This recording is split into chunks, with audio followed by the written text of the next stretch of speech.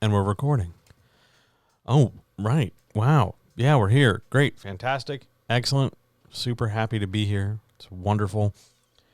This is, oh God, this is the first stream I've done in the new office setup in 2022. This is the first stream I've done, period, in the brand new office. It's the same room. We just rotated everything. And I don't know if you can hear this, but I'm not, like, I'm on the desk right now. Like, and you can't hear how much fidgeting I normally do because now new setup. Yay. I'm happy with this. This makes me thrilled. So, how delightful that we're here. What's going on here? We're good? Are we good, robots? Everybody cool? Yeah, it looks like we're cool. All right, there we go. People are streaming in. People are doing their thing. This is good. This is great. Nice to see everybody. Hello, hello, hello. It is so good to see you. Thank you. It's been a while. It feels like it's been forever. It's really hard to believe that it's, barely the second week of the month. It feels like it's been 30, 40, 75 days. It's really strange what happens when you walk away from everything and you completely make a new set of habits, and then how quickly you find out oh God, I have to go back. And then you get back and it feels really foreign too. So far so good. This is going fine. I'm thrilled to be here. I'm thrilled to be right back here in this microphone, and it just feels nice. And tonight I've got a good one. Tonight I've got a full and complete banger that I've been practicing not an insignificant number of times, and I got to tell you, I feel pretty good about it. This is one of my favoritist things to talk about. Now, I do want to start in a minute or two, but I want to kind of tell the story as to why we're covering this, because if you've been here a while, I've already covered query letters, but fun fact, I forgot to download that off Twitch when I did it the first time, and Twitch only keeps stuff around 2 weeks, or at least it does for my level of channel size. I think for bigger channels, they maybe get a longer, keep window. I don't know. But normally what I would do is download it from Twitch, go stick it up on YouTube. And for whatever reason, I didn't. I don't know why. I don't remember. I remember talking about it because I made graphics for it. But I do not remember downloading it. And if I did, I never saved it. It was always a string of letters and numbers the way Twitch has it. So the first version of this is things people remember, but it's floating out in the ether. So consider this version 2, which is good because I don't remember version 1 that well. So I'm assuming literally anything could be better. And here we are. This is I've got to do a little, I have to admit, I have to do a little intro for me, because one of the nice people who left me just quite a few comments, I mean, in a good way. Some of the good comments I got over the videos was who are you? What are you doing? You're doing it really well, but who the hell are you? So, yes, I will actually start doing... sorry, I'm trying to juggle 4 things at once, including a cat.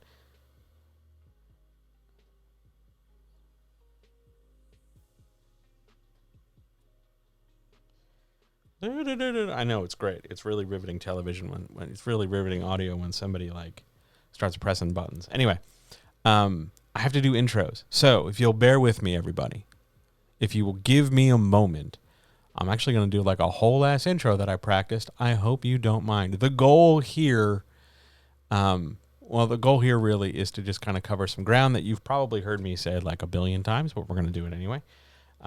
There is no intro. I should have made intro music today, but I had 3 other things going on. So, and technically, I'm not supposed to be back in the office, but somebody was nice enough to write me a pretty lengthy set of tweets and some DMs hey, could you really put this together? And I didn't want to wait, and I've got other stuff to do this week. So guess what? Tuesday night, we're doing it now. So here we go. The intro. What do you want, cat? I'm gonna move. I'm gonna do a thing. Here we go. Hello, hi, welcome. It's nice to see you all. It's good to be here. It's nice to be back in your ears. For those who are new, who are checking this out on YouTube, and for those who are new, who are checking it out right now on Twitch, hi, I'm John. It's wonderful to see you. I hope you're well. I hope you're happy. I hope you are doing whatever it is that makes you happy, and I hope you're doing whatever it is that helps keep you sane in an insane world.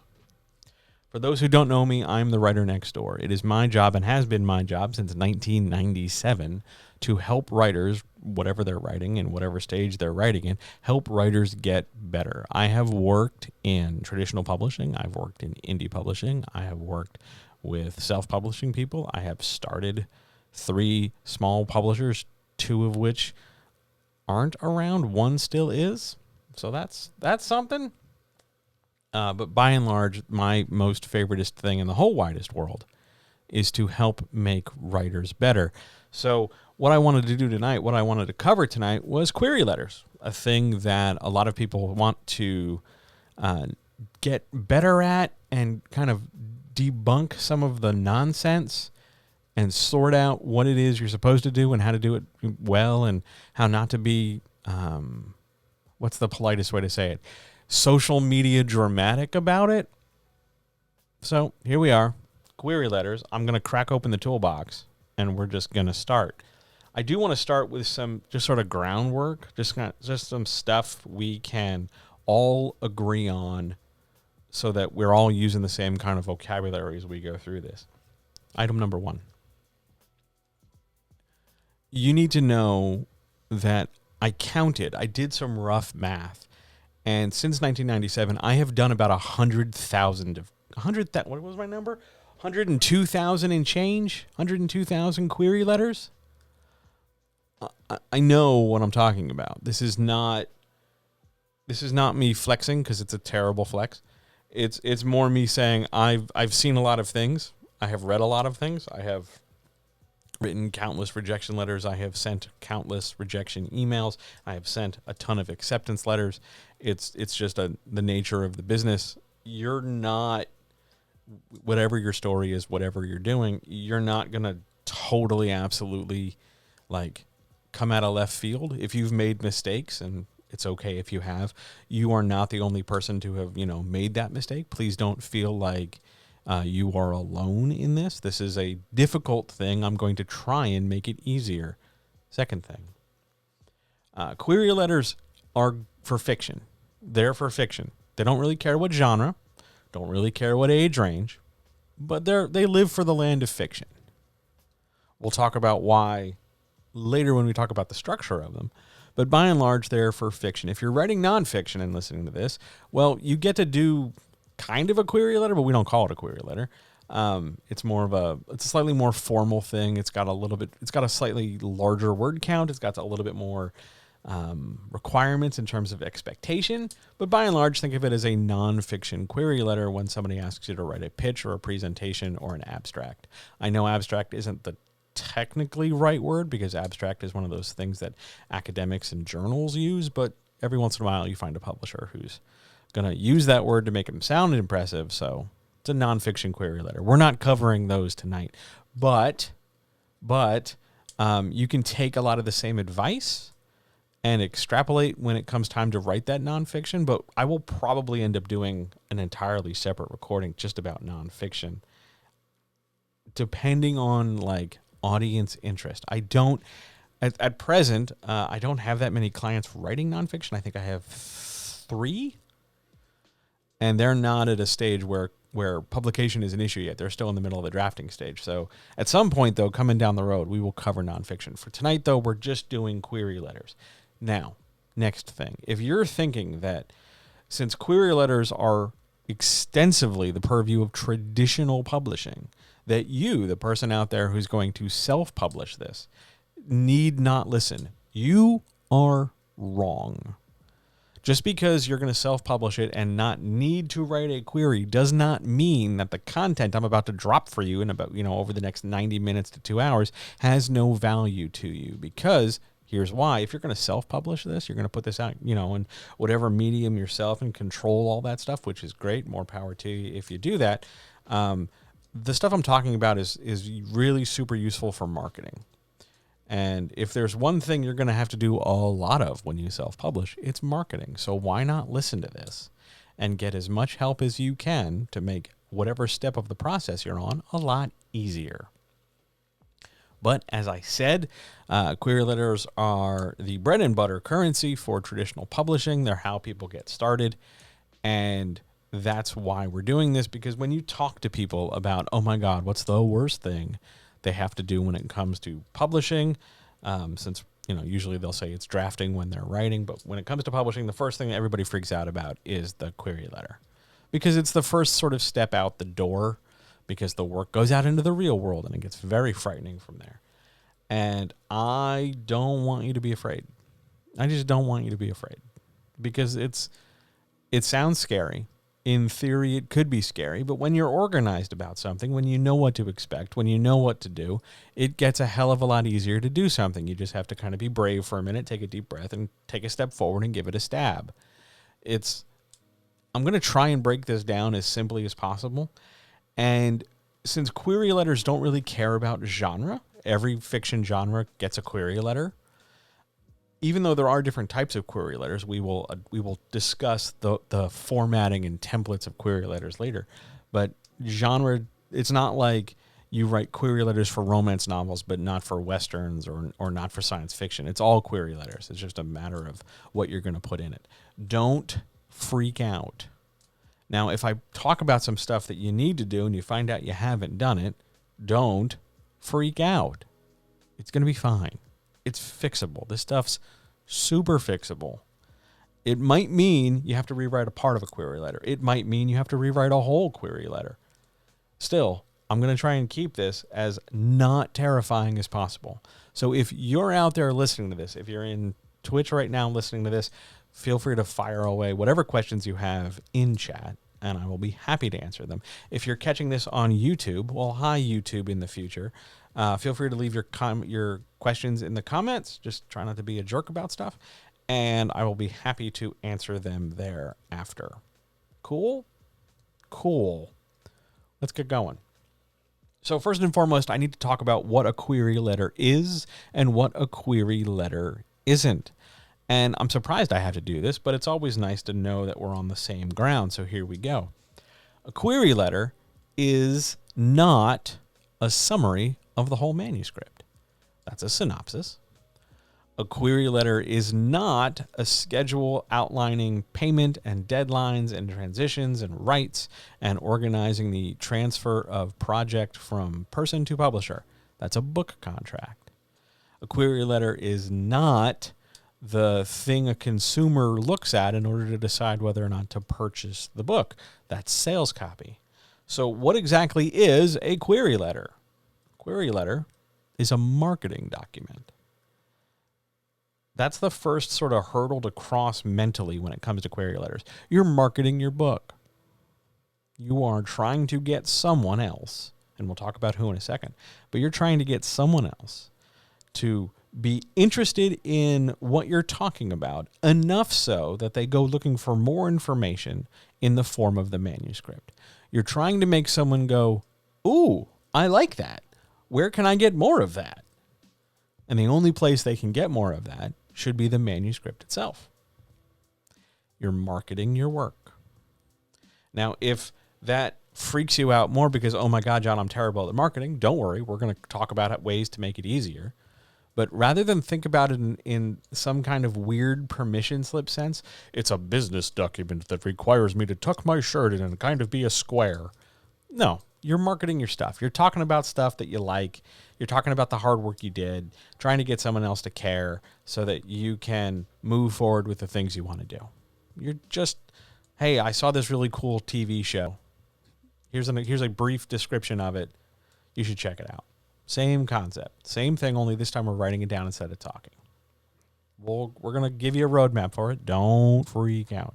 You will leave here today having a roadmap in hand for what to do when you query, no matter what it is you query. But it's a marketing document. Now, who gets to look at queries? How does this happen? There are two major groups outside of like friend circles that you share them with, but there are two major recipients for query letters, and they're sort of related, but they are different. So the first group is going to be publishers. You can write some query letters to some publishers, not all of them, but some. You can write query letters to publishers who seek out unsolicited or unagented or unrepresented. Those are all three words that mean the same thing. Unsolicited, unagented, unrepresented manuscripts, meaning you, the author, can go straight to the publisher. Write a query letter, provide a manuscript if they ask for it, or a partial manuscript if they ask for it. Fill out a couple forms, have a couple conversations, they'll make a decision, off you go. That is what's called a direct publication relationship. Now, if you're wondering, well, what kind of publisher would look for unsolicited, unagented, unrepresented manuscripts? Yes, just like anything else in the world, sometimes it's some weird grifter scumbags. But by and large, it's also publishers who don't have a budget, small people just trying to get off the ground, small presses that are looking to grow, people who are looking to give writers a chance who might not have a chance in a more traditional, what's the word I want to use, machinery? Don't automatically assume that the absence of representation somehow signifies poorer quality. Do your homework, keep your head on a swivel, look out for those red flags. Please, please, please read the contract. Don't get ahead of yourself and assume, oh my God, it's a publisher. They'll make all my dreams come true. Don't put carts before horses. But at the same time, don't automatically assume that they're terrible predators looking to maul you and tear your face off. Because some of them aren't. Just be aware and make good choices. And when in doubt, ask questions and see what you feel. Go with your gut, get some expertise, do your best. That's the first group. The second group, if you were a long-time listener and checker-outer of my videos and audio recordings or my Patreon or literally anything else, you know exactly how I feel about this second group. So I'm going to describe the second group like this. They are a bunch of people who take your hard work that you worked hard on, that you put your blood, sweat, tears, and time into, and they seek to do a little bit of work, making some phone calls, writing some emails, thinking really hard, and exploiting your labor so that they can take a portion of the money you are deserved for doing it. These middle people, these ferrymen who seek to exploit you, who seek to make sure they get a cut of what you're due under the guise of making sure they can get you more money, of which they will take a significant cut, but they're looking to profit off your hard work and give you a badge of legitimacy that no one else asked for. And somehow, someway, we've allowed this group of people to be the intermediary between we, the creatives, making art, and they, the publishers, turning that art into stuff. I am, of course, talking about agents, which I will be more than usually referring to as pimps, because they are. So anyway, those are your two groups, agents, pimps, and publishers. They're the ones looking at query letters. Now, here's a thing to wrap your head around. We are making art. We're not making widgets. Not everything is going to be uniform. Not everything is going to look all the same way. We're making art. My art looks different than your art. Your art looks different than the person over there or the person over there. Everybody's art's different. That's the whole damn point of art. So if you are thinking at this point, oh my God, there better be like a template I can just fill out and expedite through this. No, there is no magic bullet. There is no one size fits all. You're going to have to do some work here, which I would hope you'd want to do because it's your book. But by and large, your stuff's not going to look like my stuff, not going to look like her stuff, his stuff, their stuff, etc. Be okay with that.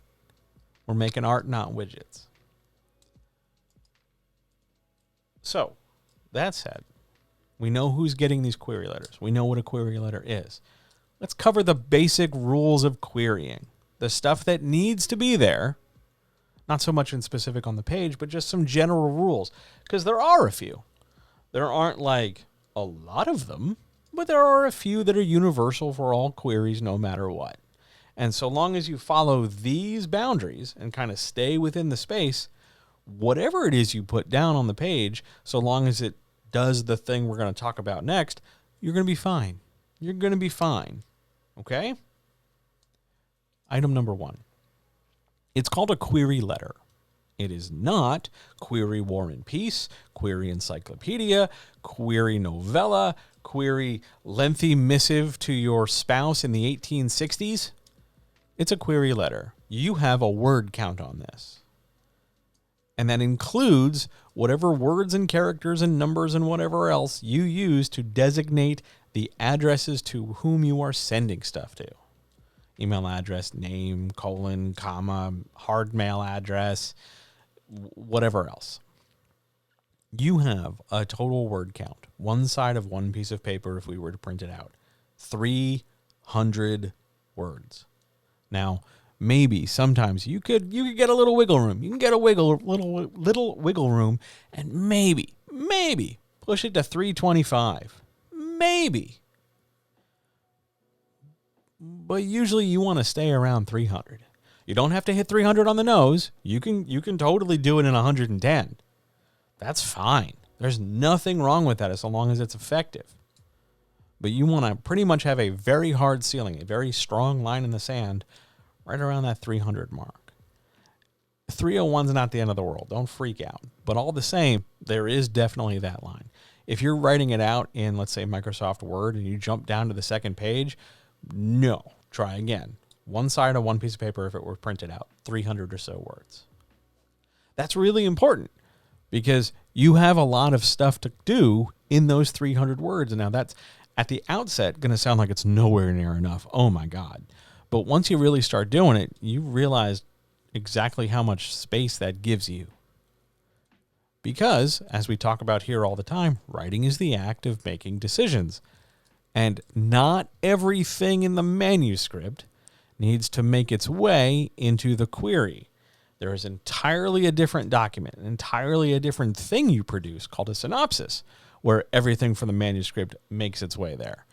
The query letter, if you're looking for a food-based metaphor, is the amuse-bouche that precedes the entree that is the manuscript. It's just enough to interest you. If you're looking for a more filmic or creative metaphor, it's a movie trailer. It's a trailer, maybe a teaser trailer, maybe an extended red band teaser trailer if you want to really nail down the length. But it's a trailer designed to give you a little bit of information and package it in a certain way that makes you go, "Ooh, I want to see that. Ooh, I want more information. Holy shit, I can't wait for that." That's a query letter. I'm going to teach you how to do that now. We know it has 300 words. We know it should have some method of address, meaning you should know to whom you are sending it. You should know how to spell their name. You should know the email address or the postal method or whatever contact form or whatever, thing they're doing. You should know to whom you're reaching and what their name is and how to address them. Name, pronoun, title, appellation, whatever it is they ask for.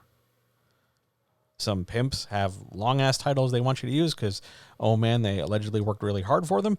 Some publishers have very specific, hey, send it to Tom. Whatever. You do what they ask. It's pretty straightforward. 99% of the time, it's going to be on their website. So make sure you know to whom you're sending it. Keep it around 300 words. Now, what's the next structural thing? I want you to think about a query in thirds. Top third, middle third, bottom third. Now, if we're doing the math, let's say, we've more or less got about 100 words at the top, 100 words in the middle, 100 words in the bottom. If you really want to split hairs, and I'm sure some of you do, maybe you've got 90 words at the top, 100 words at the bottom, 90 words in the last third, and maybe 10 words to close out. If you really want to needle it down, but by and large, you're thinking about 100 words per 1/3 of a query. And if you're thinking to yourself, that doesn't sound like a lot, it's plenty. It's plenty. Just think about how much you can fit in a tweet. And that's only 280 characters. There's an enormous amount of space here, and we're gonna get you to do better to use and wield that space effectively. Now, I want to point out, before we even go a little bit further, that for some reason, the hashtag writing community, which, by the way, is the first time I've referenced the hashtag writing community in 2022, so I'm giving myself air horns for that. That's not the right button. That's the right button. I get air horns. So, the hashtag writing community absolutely positively loves to stir things up and give themselves something to talk about, because one of the things we're going to cover pretty much nowish is the fact that there are loads of different ways to write query letters. And for some reason, a lot of people love to assume that their way is right and everybody else is wrong. Well, I don't know why they do that. I would love to know why they do that. I got a guess as to why they do that, but it's really personal taste. I think some of that stuff that, oh my God, I have to do it this way. No, you don't. No, you don't. You just got to keep it around, under 300 words or so. Make it fit on one side of one piece of paper. Address it to the person to whom you wish to. Keep it clear and moving. But you don't need to have a certain thing in a certain spot. It helps to have some things in some spots, and naturally things fit better in some spaces than others. But by and large, you don't need to go out of your way to squeeze things in because, oh my God, I heard this other person said, yeah, well, when I was in 4th grade, I heard that this one kid ate a bicycle. He didn't. He just had his appendix out. But, we all have spent time in our lives hearing things from other people who had friends who heard things, who saw things, who were next to somebody's second cousin who did something. Save Ferris. 300 words, one side on one page, divided up in thirds. I'm assuming from this point forward, you know the person to whom you are sending this query. If you don't know, look online. Check their social media, see if they've mentioned it, see if they have a link to a website, see if that website lists something called submission guidelines.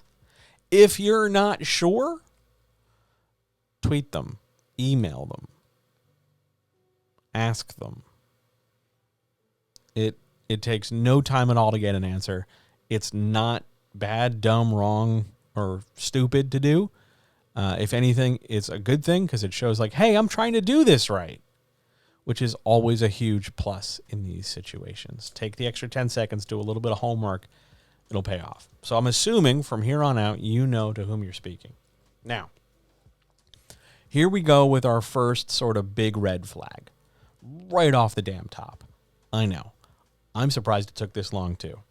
But you will find some people out there, when they talk about what goes in the first part of the query, literally the first sentence or sentences in the query, you will find some people who stamp their foot and jump up and down and go, you have to have comps here. So I want to tell you what a comp is, and I want to tell you why it's a thing. A comp is a shorthand for a comparative or a comparison. You are going to compare your book, the thing the query is about, to other books. Saying that, you're sort of alleging or creating some kind of book genealogy. My book is similar to books X, Y, and Z, whatever they might be. And they're similar to X, Y, and Z in this way, X in this way, Y in that way, Z in that way.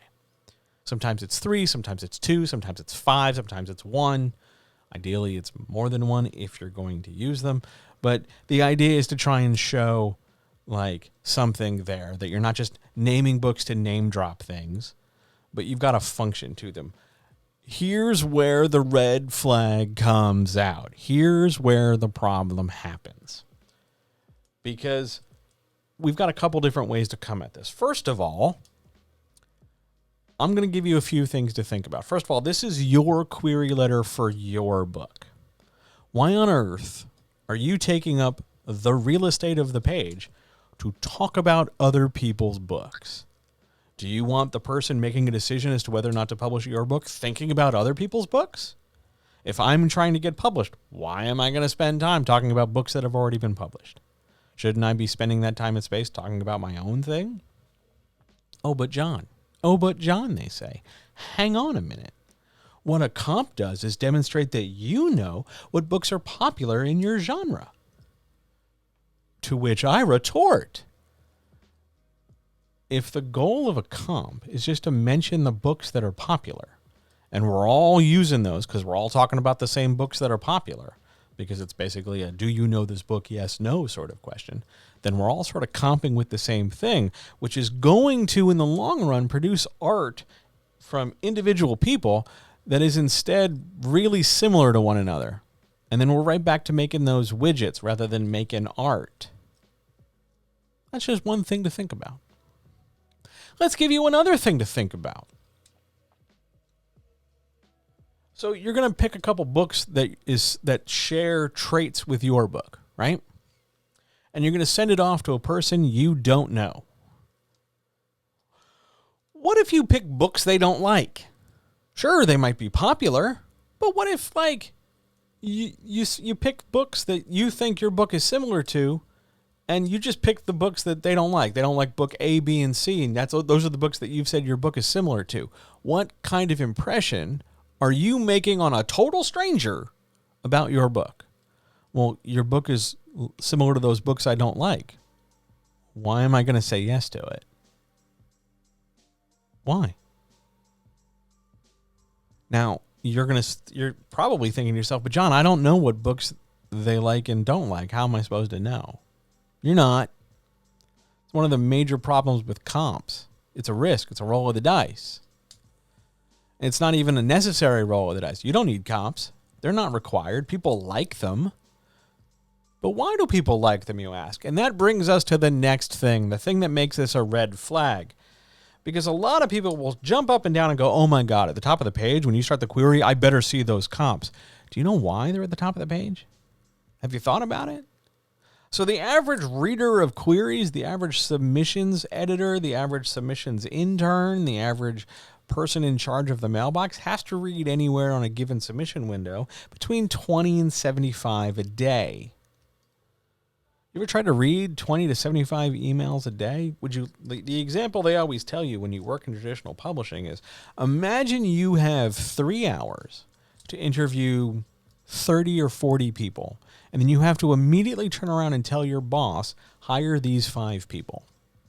Is that nearly enough time to conduct good, thorough interviews to really make an informed decision? Imagine doing that every day, back to back to back to back to back. Imagine doing that every day in circumstances like now, where the world's on fire. You think you're going to really make good choices? No. And we ice this cake with the idea that not a lot of people want to do their job at their job. So we stick those comps up top so that I can just skim it. So I can just read and go, oh, yeah, they're like this book, and this book. Nah, I'm not feeling it. Reject. You're making my job easier. You are letting me slack and brush aside your hard work when you stick those comps in the top third. It's purely and entirely a speed run. It's not careful diligence. It's not the preservation of art. It's not the fulfillment of dreams. It's, I'm lazy and I don't want to work. Help me do that. Do my job for me, writer. Jump through this hoop. You don't need comps in the first third. We can argue later when we get to the bottom third that you don't need comps, but that's a different part of this whole discussion. But for now, when you see people up and down going, I got to have those comps in the first third, please understand that they're doing that to make a snap judgment about your work. If that's something you're comfortable with them doing, by all means, throw those comps in the first third. If you'd prefer they actually give a shit about the art they're producing and care about you and want to do their best, don't do that. But we'll get back to comps. Put a pin in that. We're about to answer, though, the big question, the real big question. Where do you start this? How do you do this? Ready? I'm going to tell you. Here's the formula. Here's the one thing no matter what genre, no matter what book, no matter how big it is, no matter the audience, no matter anything. Here's the thing you got to keep in mind for a query letter. You are about to use, over the next, let's say, 300-ish words, a combination of emotion plus information to produce a response in another person. I'll say it again. Emotion plus information to elicit a response in another person. Ideally, that response is, ooh, I'd like some more, please. As opposed to, this is dull, I don't get it, I don't like it, or any of the other negative things that we're either used to hearing or we just assume everybody else is thinking and we don't say anything about. Emotion plus information. The emotion you're going to supply through word choice. You're going to pick and choose certain emotions. You're going to pick and choose the intention you're setting if we want to get a little woo about things. You're going to pick that emotion. There's a whole raft to choose from. Pick a good one. Information, you're also going to choose because it's your book. It's packed with information. You're going to start with the story triangle. Story triangle, if you don't know, are the three basic pillars upon which all story exists. Character, plot, and world. There's your three things. Pick one of those things. Well, what am I going to pick, John? What do I do? How do I make this work? Here's how you make it work. Pick an interesting thing. Pick an interesting thing. Maybe that's a character detail. Maybe that's a world-building idea. Maybe that's part of the plot. Maybe that's a way you're going to phrase a thing. Again, what's our goal? Emotion plus information to elicit a response. Are there really any wrong choices? Kinda.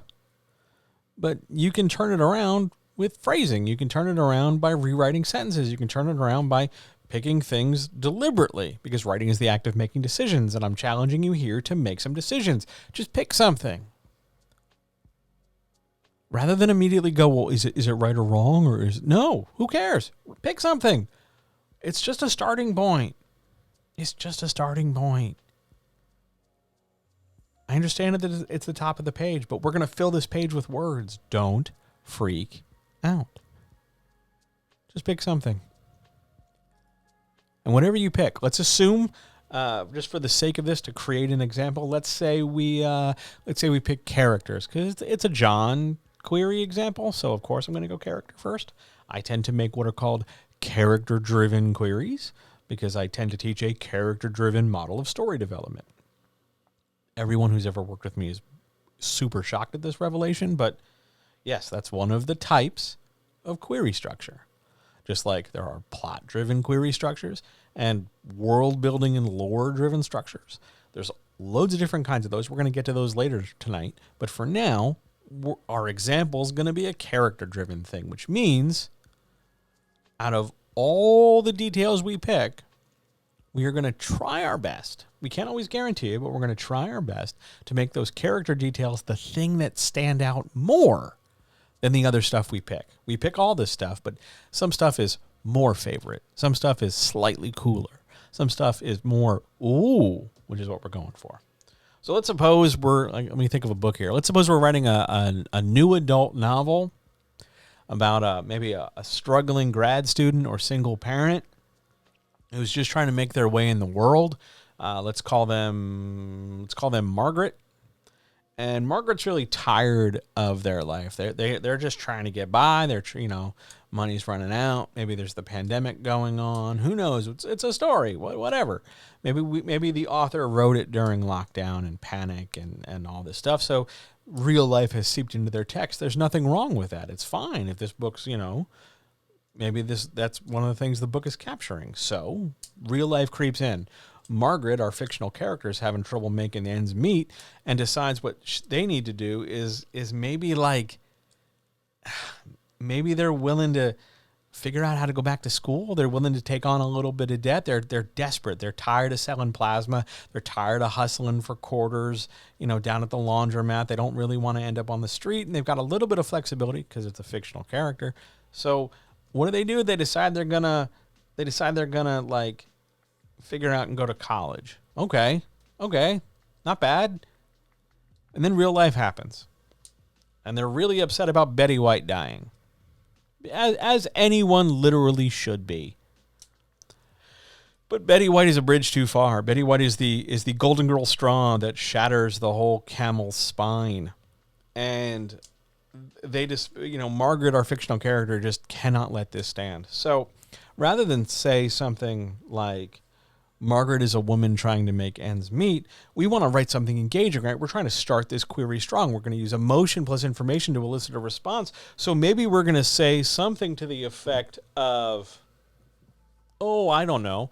How about Margaret is, no, let's not start it with Margaret. Let's really push it, right? We're really going to go with this. How about, devastated by the loss of Betty White, Margaret decides the only thing to do is to study necromancy. How's that? That'll grab some attention.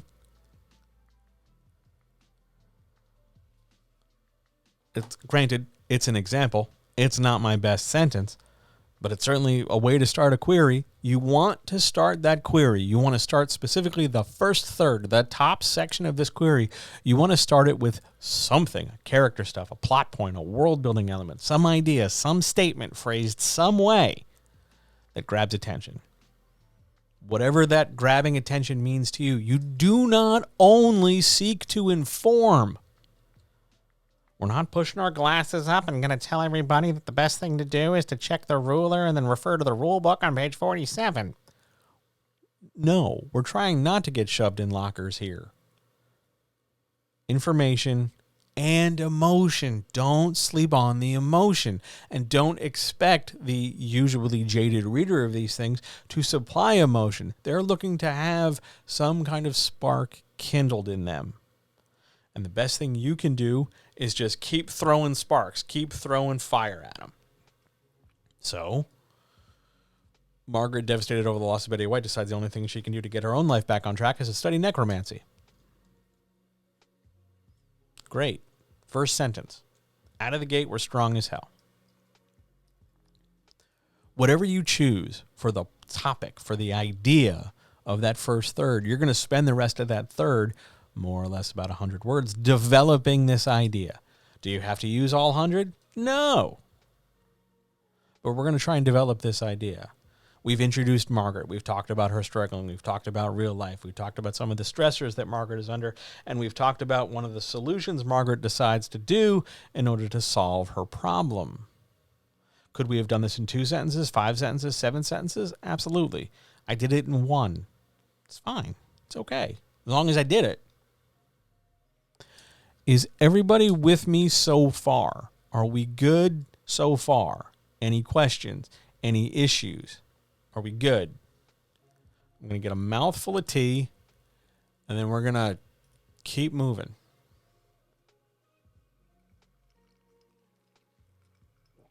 All right. So the first sentence in a query. First sentence in a query has 2 jobs. We already talked about one of them. You got to grab people's attention. You do not have to assume, ready for this? You do not have to, I'm going to get way up on here. You do not have to assume that the reader is looking to run away every sentence. They're not a scared deer spooked at the sign at the side of the road. They're not a bunny rabbit who's heard a twig break and they're ready to flee. This is their job. They're reading this thing. They're not going to run away. You don't have to constantly keep trying to re-engage and reconnect with them. Assume you have made a connection with the strength of that first sentence and keep moving. Job number 1 of that sentence is to grab attention. Job number 2 of that sentence is to move us to the second sentence. Now, the second sentence, particularly the start of the second sentence, has a little bit more work to do than the rest of the second sentence, because the second sentence, particularly its start, is going to help cement the way the rest of this thing sounds. Because if we have one strong-ass sentence, about Margaret Betty White and necromancy. And our second sentence comes out of left field and barely touches on any of those things. Or it's just this kind of real soft, weak, underdeveloped follow-up. It's going to make our first sentence look bad. It's not going to work. It's not going to come together. It's like having a 1-2 punch where the first punch is good and the second punch is more like a gentle wave of a breeze. It's supposed to be a combo. It's supposed to come out together. So we want to make sure the start of that second sentence continues some of the impact of the first sentence. Devastated by the loss of Betty White, and at the end of her own rope, Margaret decides the best thing she can do is go back to school and study necromancy. First sentence. The second sentence, we need that strong opening in the second sentence. To no one's surprise, necromancy isn't exactly taught in every community college. Now, what we're trying to do here is develop some kind of idea that will propel the reader forward through the rest of the query. Once you get past that first sentence in section 1, for however long section 1 goes into section 2, all the way through section 2, I want you to think about this query as a snowball rolling downhill. It's going to gain momentum. It's going to gain information. It's going to get bigger as it rolls.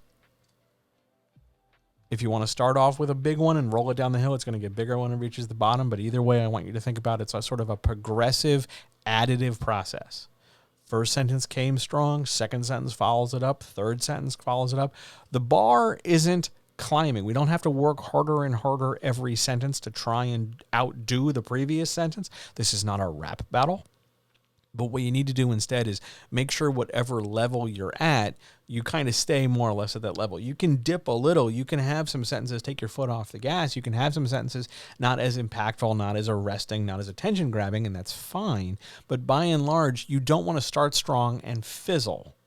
You don't want to start off with a strong opening sentence and then kind of like mush mouth your way through the rest. Well, yeah, but it's a story about struggle and hardship. No, we started off with Betty White and necromancy. Let's go. Let's do something here. As to how many sentences should be in this first section, that's entirely up to you. So long as you develop whatever point it is you're trying to start this query letter off with, whether we're talking about plot and character, as we are in the example, or whether we're talking about world building, or we're just focusing on some stakes, or we're focusing on some danger, or we're focusing on something, whatever it is, that first section is going to lay out that first point, that first idea. 1 sentence, 2 sentences, 5 sentences, 10 sentences, whatever. It's the first third of the query. You could even make a case, remember, because this doesn't have to look like anybody else's. You could totally spend 200 and something words on the opening part of the query, spend 50 words in part 2 and 50 words in part 3 and call it a day. Remember, the only ceiling we have is about 300 words. You can divide that up however you want. I mean, could you do, I'm trying to do math in my head, 250, 20, and 30? Sure. I'm sure there have to be structures that allow for that. But that first section concludes when you've wrapped up the singular point you're trying to make. What point is that? Well, you're going to build it around some part of the story triangle, plot, character, or world.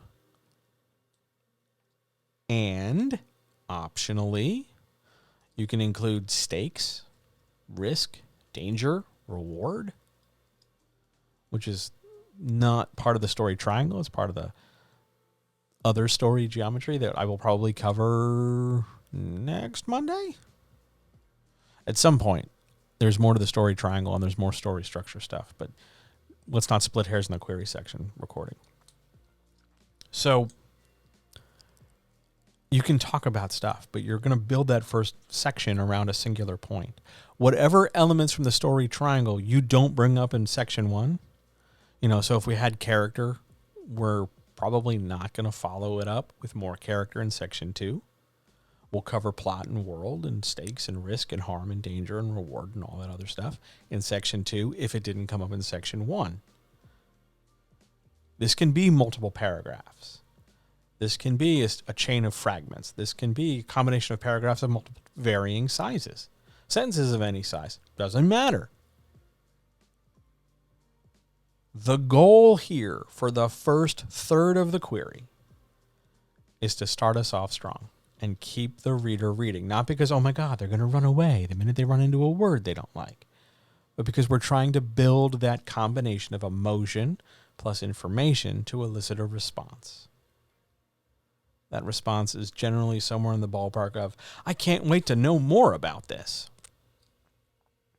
First section done, we move to the second. The second is going to carry the other stuff that the first didn't. So the other two parts of the triangle, plus some stakes, plus some lore, plus some world building, plus other story stuff. Remember, you don't have to cover every last inch of everything in the manuscript. That's what the manuscript is for.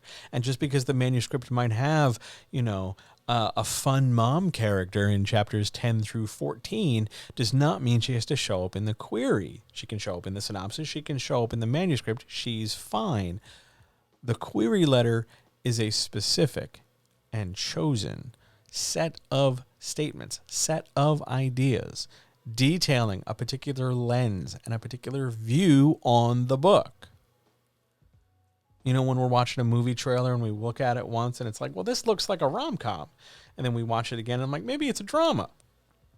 Each trailer is cut. Each trailer is organized to give a specific impression of an overall book, or an overall film, I should say, so that we have to go see that film and make our own minds up. Maybe it spoils some things. Hey, guess what? You can totally spoil things in a query letter. It's fine. Why? Because you're not always detailing the how of whatever the spoiler is. A spoiler is a what? The how is why we read the manuscript. Oh, you're going to tell me that these two characters or these three characters make an appearance? Cool.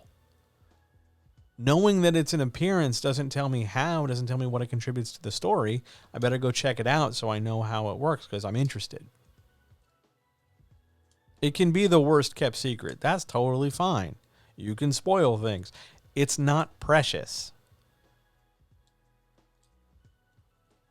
But we'll talk about that in a minute or two. Well, maybe 2 or 3 minutes. But for now, we're into the second part. We're into the middle of the page, the middle third of this thing, where we're covering all the other bases that we didn't get to in the first part. So if we start with character, we're going to do plot and world.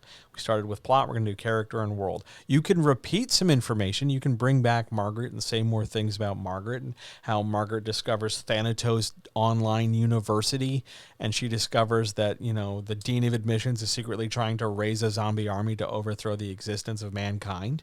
Sure, we can talk about the plot. You can lay it all out. Whatever you want to do. It's your book. The fact remains that by the end of that second third, we have created an overall total view of the story. I can look at those first 2/3 of the query and I see the story to some degree, to some usually more than 50% degree, from cover to cover. I know the story as the story. If we were just talking about, oh my God, I read a book and it's so great, here's what happened. That's the stuff that happens from first third to second third. It's the story between the covers. It's the story that we would talk about when we were talking about the book to a reader. Make sense? Everybody good? We good so far? Hello, everyone. It's nice to see you. Thank you for coming. Well, we're good. I'm going to drink more tea. And then we're going to move to that third, and we're going to make what's called a transition. But I do have one red flag to bring up that I forgot to bring up when we talked about starting the second third. So give me a second. I'm getting tea. One of the things I did in reorganizing the office was give myself 2 square feet more of real estate. The microphone's way off the table. There's a couple boom poles. There's some extra stuff going in this week.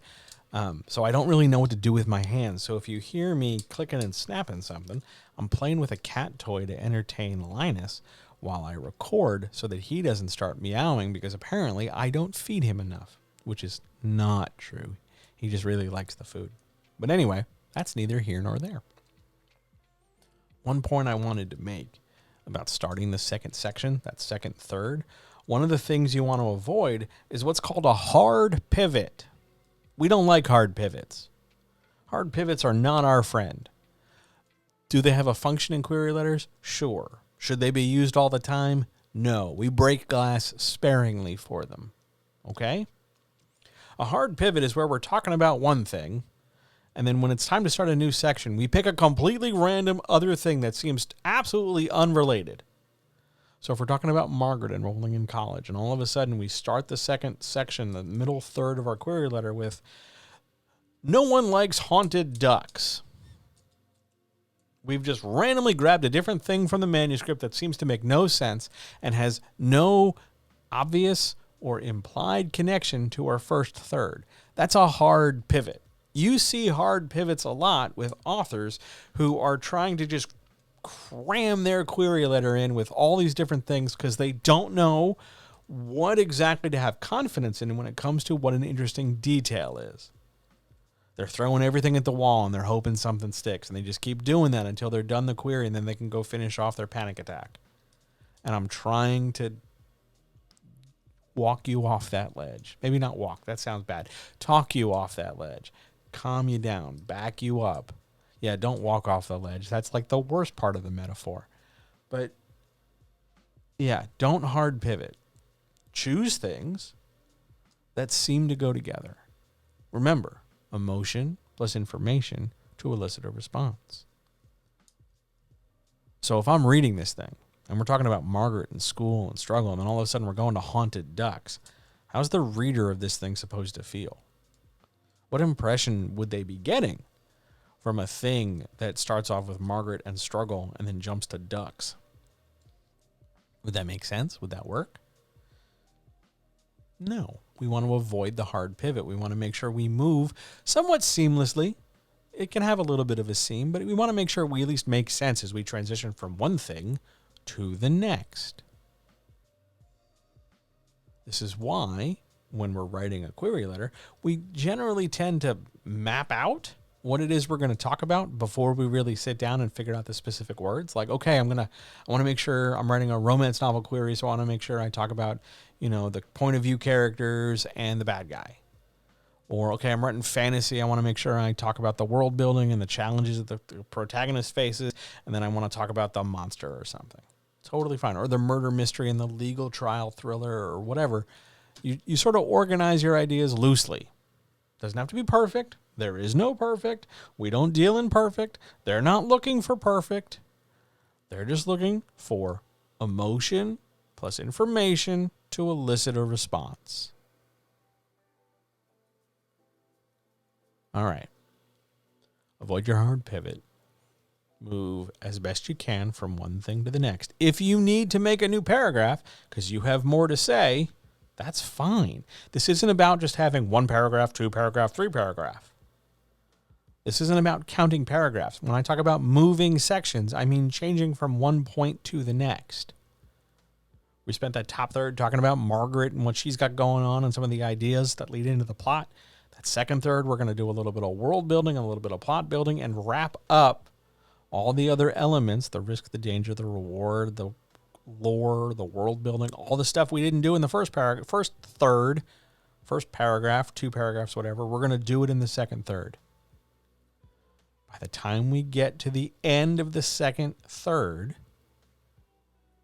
we have a pretty good picture on the story. We have a pretty good lens on things. It's not going to be 100% complete. It doesn't need to be 100% complete. If I want 100% complete, where do I go? The manuscript. And that's where you want me to go. So it's okay if not everything makes the cut into the query. And now we go to the third, the last part of the query. We need to make a technical transition. There's your term for the day. Technical transition, because remember the first 2/3 are talking about the book as a story. Here's what happens. Here are the characters. This is what's going on, right? That last third of the query, though, starts talking about the book as a product.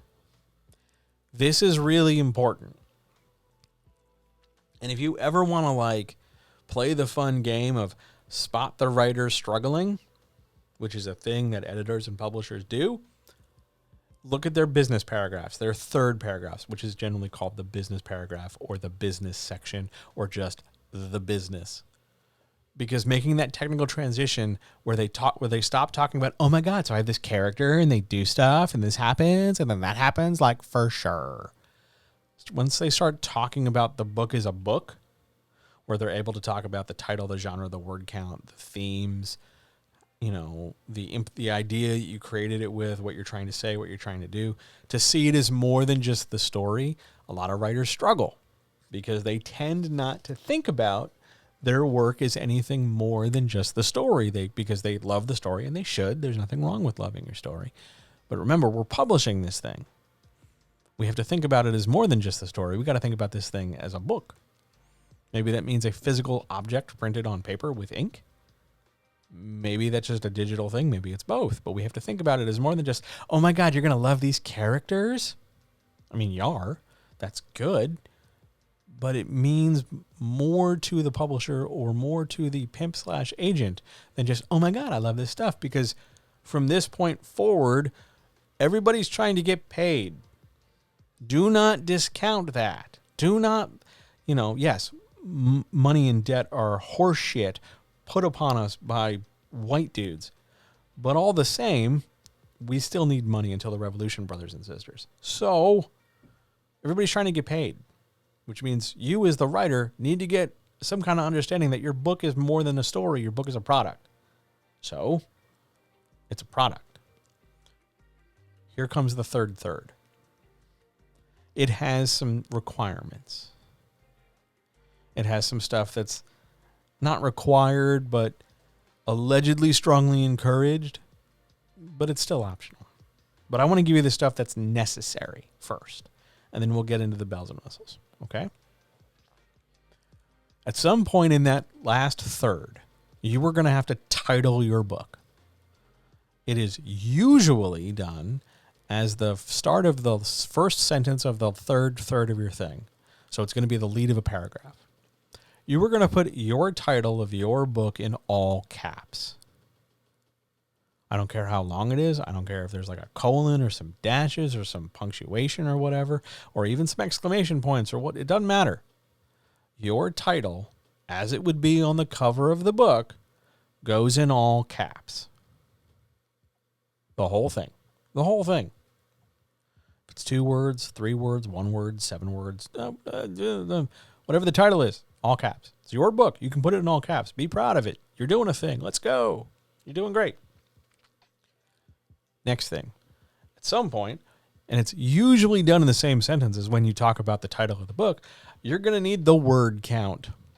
Now, here comes one of those hotly debated #writing community bullshit things. There is an actual debate. I don't know why there's an actual debate. I think people sometimes just like to have the debate, but there's a debate as to whether or not you want to write the word count out as is, or you want to round that sucker off to the nice, big, pretty number with a comma and 3 zeros. So instead of saying 92,206 words, you say it's 92,000. Or about 93. The problem is if you're rounding it off, you are either inflating your word count, because 92,899 words is not the same as 93,000, or you are grossly underserving your book. 92,206 words is not the same as 92,000 words. Those 200 words, those 300 words, whatever, those words matter because you wrote them in the book. So why are you going to cut them? Why are we going to just ignore them? Maybe those are the words from the climax of the story. We're just going to pretend like those words aren't in the manuscript? I have always erred on the side of whatever your word count is, put your word count down. Let it be a messy number. Let it be the thing with the 1s and the 6s and the 5s for 2 reasons. One, I don't think everybody automatically sets out to write a story with a nice round even word count. And two, I think that word count number is bullshit. I think that word count number is one of those things that sort of perpetuates the classist, sexist, ableist, racist, patriarchal, misogynistic structure of publishing. Because some dudes a long time ago were like, if you're writing this genre, it's got to be this big because that's how I want it. Well, that's fucked up. That sucks. Don't do that. That's dumb. Do better. Just write something. Write your book. Write your book. Now, hang on a minute, you say. I am not saying that if you're writing a big giant monster that you're not going to get some pushback for having a big giant word count. And I'm going to use big giant hyperbolic numbers here. If you're writing a thing that is 700,000 words long, and then anything 756 210, let's say, big monster of a manuscript, you are going to get some pushback for that. For two things to think about. One, it's going to give the impression to a reader who has an expectation that books are supposed to be a certain size. It's going to give them the impression that you don't know how big books are supposed to be. And two, just like when we had the query letter have a certain size because we were trying to get everything out evenly and nicely and neatly, it's going to give the impression that you lack that ability in a manuscript. It might not be the case. Every single one of your 756,200 and something number words might be very important. They might be perfect. They might be flawless. And the book just happens to be that size. But you're going to get pushback from other people. This is one of the downsides in doing this thing in traditional publishing. We got to jump through some bullshit hoops. Now, there are things you can do to mitigate the sticker shock of, oh my God, that's a big number. Such as writing a strong query that doesn't draw overt excess attention of, this is how big my story is, isn't it so metal? And instead crafts and shapes a story that is overall positive. Then I won't care how big it is because I'm excited about it, because I want to read it because it sounds really good. The other thing it might do, and not a lot of people talk about this, is if your book's huge, like over 500,000 words, and you're looking to get your book made into a book, here's what happens. So that's a big manuscript. It gets turned into a big arc, a big print book that gets sent out for reading and stuff. A bigger book takes more ink, has more pages. It is heavier, which means it costs more to print, it costs more to pack, and it costs more to ship. It also takes longer to read and comment on. So you're costing your publisher more money, and it takes longer to get things done. Publishers do not like to spend money, and they do not like things that take too long. So your big-ass book is already, before we even gotten to the reading of the book, already making some people on the receiving end of query letters think about dollar signs. Additionally, not only is it big to print and pack and ship as an arc, when it's a finished book, even if we trim the word count down a little, let's say we get it down to 700,000 words, it's still a big-ass book that goes into a big-ass box, but because your book is so big, it takes more books and more boxes to get a print load done. So now you're going to cost more money. That's a part of this the hashtag writing community doesn't really talk about, because the hashtag writing community doesn't really give a shit about logistics. They just want to have their dreams and hopes made into little gold stars and happy memories, and they forget the fact that it's a business. So understand that when you drop a big giant word count, some people are going to push back. Will they reject it outright? I don't know. I'm sure somewhere some dick will. You don't know. We don't know until we try. That's why we try to write the best query letter we can to offset the, it's just big. It's fine. So you're going to need your word count. Next thing you're going to need your genre. You need to know what genre you're writing in. Hopefully, you knew that when you were doing the drafting. But over time, stories evolve. and maybe you're not so sure anymore. Maybe you could go in a couple different directions. Well, it could be this, and it could be that, and it's a little bit of this and a little bit of that. The less certain you are about your genre, the greater difficulty you're going to have in nailing down this part of the query letter. You need to know something. You need to know that it's at least this genre, because you need something on the page.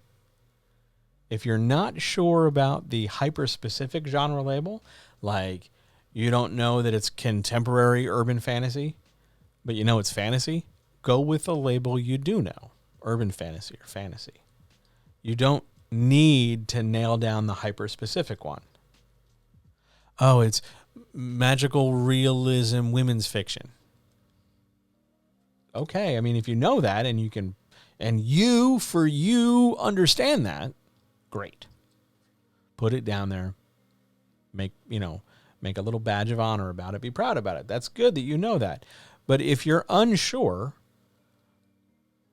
go with the label you do know. There is nothing wrong with saying it's a fiction book. It's a little broad, but if it's the best label you know, go with what you know. Title in all caps. Word count. Genre. Please don't invent your own genre. Please don't. Try not to. Really, really super duper try not to. It very, very, very, very, very seldom ever goes the way you're thinking. And chances are not enough people are also doing the same thing to make that genre become a reality. So you end up just looking a little silly. If you're unsure what genre your thing is, ask someone. Ask a reader. Ask an editor. Ask me. Send me a DM. Tweet me. Write me an email. Come to a Wednesday night chat and ask. It does not take that long to figure out what your genre is. I'd be happy to do it. No sweat. But you need to know what genre it is. When in doubt, use the label you know, and or guessing is totally fine. This is, again, not to demonstrate that you know like exactly where on the shelf your story should be, which is the bullshit they tell you in the hashtag writing community. Instead, it's just to understand that you know what you're writing, so you know what sort of story construction to expect. So if you say you're writing a murder mystery and I start reading your book and there's no murder and or no mystery, I'm going to be bummed. And I'm likely not to, be positive about moving our business relationship forward because you told me to expect this and you brought me that. Go with the label that fits best. Try not to make up your own. And if you don't know, ask. Most of the time, everybody sticks that in one sentence to start off the last third of the query. Nothing wrong with that. It works. Do it. If you need to split it up into multiple sentences, fine. As long as it's there. And as long as it's title in all caps, the word count somewhere and the genre is listed, the specifics of where it sits in that last third don't ultimately matter. Although it generally tends to help to have the title come early to give that impression and kind of hold that last third together and give the impression that you're structuring it more than you really are.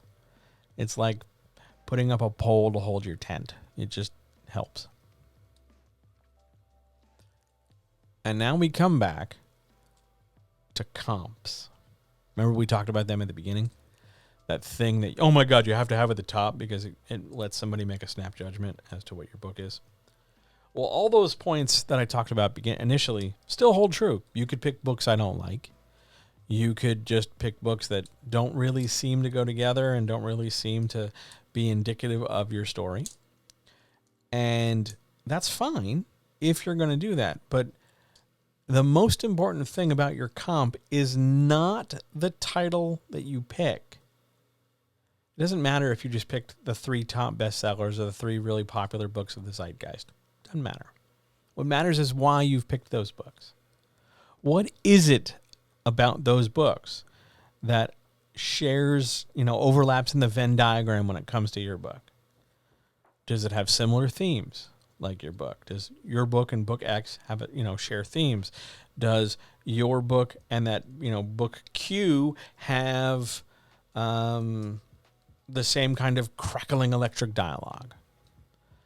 Does your book and that book over there both feature, exploding cars? What is it about the books you're using as a comp that is a positive in favor of your book? Because if I just, pull 3 titles out of my ass and go, yep, my book's like these, the question's going to be why and how. And I should spend time in that business paragraph talking about the why and the how. And that's if you use comps. Remember, you don't have to. Some people want you to do it. Some people are indifferent. Some people just say, no, please don't. So always check with the person and place, where you are sending your thing so that you don't put your foot in it. Make sense? We good? So far, so good?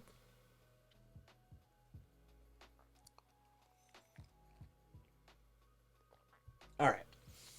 So what else comes in this third paragraph? What else goes here? So we have our title, our genre, our word count. Maybe we have comps. What else? Well, in some cases, sometimes, it's helpful to also mention some positive stuff about your book, like its themes. If you don't know what a theme is a super critical thing that your book should have. It's a lesson or an idea that the reader can take from your book and install in their own life. Oh, this is a story about standing up against a bully. This is a story about doing the right thing amidst adversity. This is the story about doing or saying something so that you're true to yourself. Themes, lessons the reader can go, oh, this book is an example of that idea. They're critical.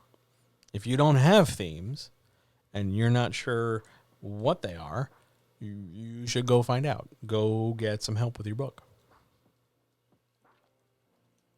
This is third paragraphs, third section, third of the. I talk about it in paragraphs because when we talk about templates and formats, you'll see why. But it's all the same thing. But when you're talking about this stuff, it's real helpful to keep it simple. It is better to mention 2 themes clearly and decisively rather than 3 themes loosely, or 2 themes strongly and one kind of like, oh, by the way, it also has this. Hit the points you can strongly. Hit the points you can as best you can. Maybe you don't want to, and that's fine. It helps if they're in the manuscript, but that doesn't mean it has to make it into the query letter. So here are some other things that can go into this. You can talk about the overall structure of the story.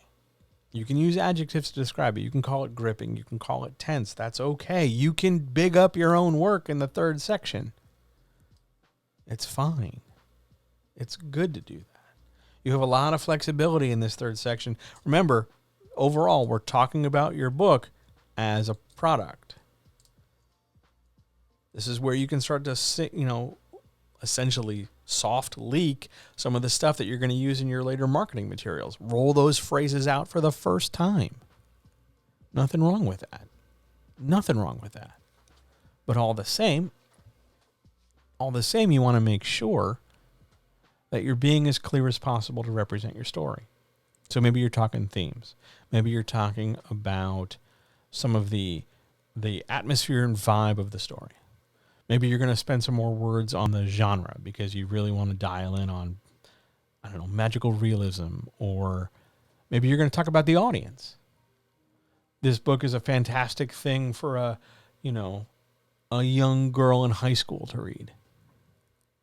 You can totally make that statement. You don't need to conduct a 200-person double-blind study with a peer-reviewed article in order to make that statement. It's a query letter. It's designed to make someone go, ooh, by combining information plus emotion to elicit a response. You can put a little bit of a chip on a little bit of your shoulder and own that kind of statement. It's okay to do that. Really. promise. But maybe you don't want to do any of that stuff. Maybe you want to spend more time and develop the comps, which is fine. That takes time and space. It's okay. But what else does this third section need? Well, a few more things.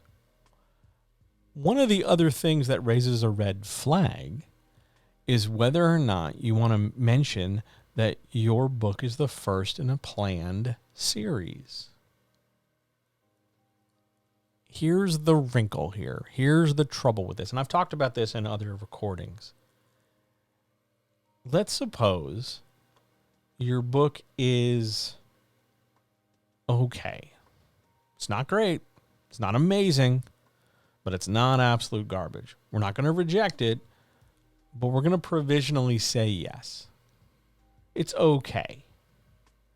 All series are sales dependent. It doesn't matter if this is the first book of a planned 4-book series. If this first book doesn't sell well, meaning it doesn't make the sales numbers that the publisher has in mind, they're not going to pay you for the second, third, and fourth books. They're just not. If it definitely underperforms, they'll drop you, and you'll have to wait for the rights to revert back to you so that you can take the rest of your series to a different publisher. That's a thing that happens. But just because you say it's part of a planned series, what you're doing is you're creating this expectation that you're going to be with this publisher for a while. You're going to be in this relationship for a while. And the problem with that is if you're new and you don't come to this relationship with a strong and engaged and active audience underneath it, meaning potential buyers to justify the sales so that you make those numbers so that it allows for a second and third and fourth or whatever book to be produced. If you don't have that, you're basically saying, please, oh, please, person publisher, I need to be here. I need there to be 6 books. Please pay me. Get me on the hook. Open your checkbook to me and keep me fed. And while that's understandable from a artist, worker, creative standpoint, publishers, as we said before, don't like spending money. And they certainly don't like making big, giant commitments that don't pay off down the road. Series are sales dependent. So you can mention that it's the first book of a planned series or that it has series potential. But understand, much like with our discussion of word count, understand you might get some pushback. It is not automatically always better to just not mention the series. Sometimes it's critical to mention the series. It's up to you. And we're going to talk about it when we talk about templates and formatting, every query is a different chance because it's always being read by a different person at a different time on a different day. So sometimes it's good to mention the series and sometimes it's not. You're just going to try it. Just try it. But we'll get there. What else goes in this third? You can talk about you. And I know for a lot of writers out there, that's awful. They don't like that part.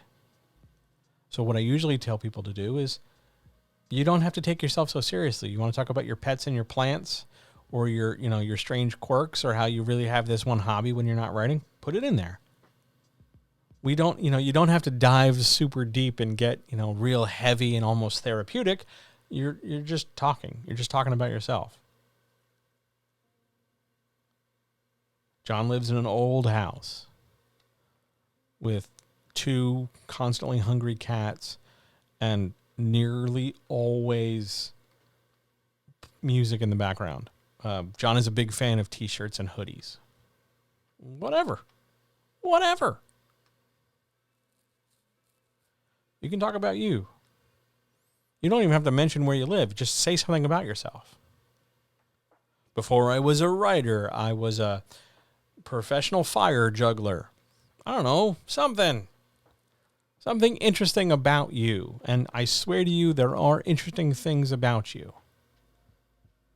Again, if you're not sure, ask for help.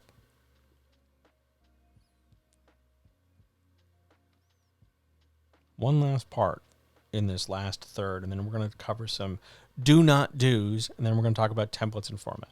All right. Chat got real quiet. Everybody good? We're doing okay? All right. I'm assuming you guys are still there. On we go. One last thing in this last third. When you're done, when you're totally done, the thing you need to write at the bottom of the query letter, thank you for your time and attention. That sentence is sort of the speak, friends, and enter for most publishing. That opens a lot of doors. It is an old-fashioned hanger-on from a bygone era of typewriters, cigarettes, and big, giant felt desk pads. Thank you for your time and attention. Thank you for your time and consideration. Because you're just ending professional business correspondence. That's it. Period. Sign your name at the bottom. It's done. Nice, straightforward. How many sentences should it be? Well, we'll talk about that with structure. But there's no magic number. Remember, we've just got 300 words total, up to 300 words, maybe up to 325. Okay? Can be any size. Just remember, thank you for your time and consideration. Thank you for your time and attention at the end. Let's talk about some stuff not to do. And we're going to start from the bottom and work our way up. Okay? One word to avoid in the third part, the business section of that query. Do not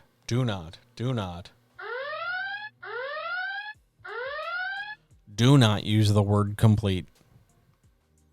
Example, do not do this. Do not do. My book title is complete at 90,000 words.